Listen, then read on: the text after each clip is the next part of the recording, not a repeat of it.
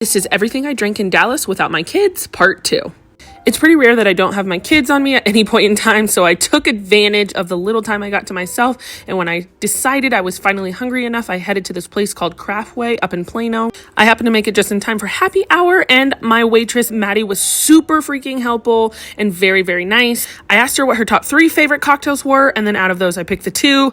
I picked the pineapple martini, as you can see here.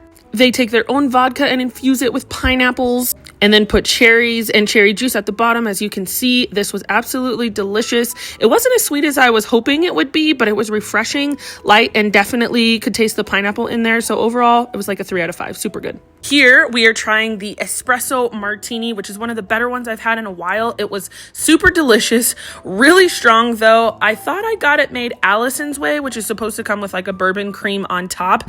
I didn't really get much of the bourbon or creaminess, but overall it was still super good. And like I said, it packed a punch, which I usually look for that deep coffee flavor. And so 4 out of 5 there. Now, while my page is definitely more about drinks as a whole, I have to give this food a shout out. This is the chicken parm dip I got with the steak fries and this like garlic aioli pesto sauce and this peppercorn like steak sauce. Oh my freaking Lord. It was so delicious. It came out hot and fresh. The cheese was all melty. The steak fries, even though they were thick, were still crispy on the outside. The chicken itself was crusted really well and it all had such amazing flavor.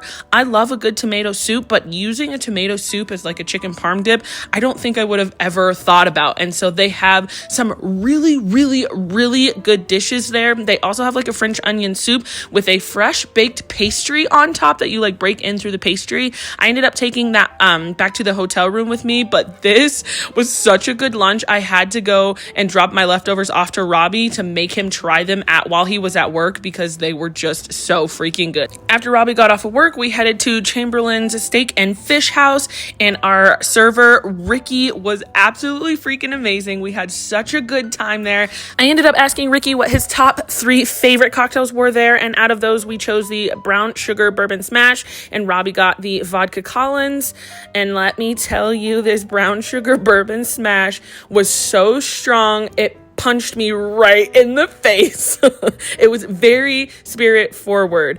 Robbie's vodka Collins was absolutely delicious. It was sweet, it was tangy, it was light, refreshing, a little bit bubbly, and I genuinely enjoyed that more. I didn't get much brown sugar or like sweetness from the bourbon smash, and since I am more of like a sweet kind of cocktail sort of girl, Robbie and I ended up trading as I kept taking sips of his. For dinner, we started off with these chicken, pheasant, and shiitake mushroom dumplings. They came with like toasted cashews on top and a really good soy ginger sauce. The sauce is definitely key and brings all the flavors of the dumplings together.